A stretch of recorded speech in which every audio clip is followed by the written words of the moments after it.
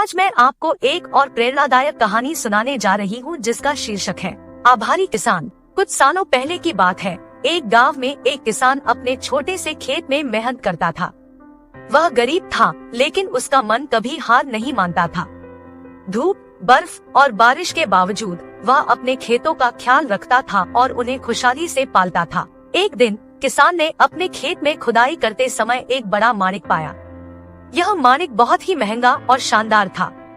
किसान ने इसे ध्यान से देखा और अपनी आंखों में आश्चर्य से देखते हुए वह धन्यवाद करने लगा कि उसके लिए यह अद्वितीय खजाना मिला। गांव के लोग सुनकर चौंक गए और आश्चर्यचकित हो गए कि इस छोटे से किसान को इतना महंगा माणिक कैसे मिल गया। कुछ लोग तो उसके पास जाकर पूछने लगे, कैसे हुआ इसे तुम्हारे पास? किसान ने हर बार मुस्कुराकर उत्तर दिया, यह मेरे खेत से मिला है और मैं खुशी खुशी इसे अपने पास रख लिया हूँ। कुछ दिन बाद एक बड़ा शहर का अमीर व्यापारी गांव आया। उसने सुना कि गांव के किसान के पास एक माणिक है और वह इसकी खोज में है। व्यापारी ने विचार किया कि इस माणिक को प्राप्त करने से उसकी दौलत और भी बढ़ सकती है। इसलिए वह किसान के पास पहुंचा और उससे माणिक के बदले अपनी बड़ी दौलत पेश की। किसान ने ध्यान से सोचा और फिर व्यापारी से यह कह दिया, मेरे लिए यह माणिक केवल एक पत्थर नहीं है, बल्कि यह मेरे खेत की मेहनत और ईमानदारी का परिणाम है।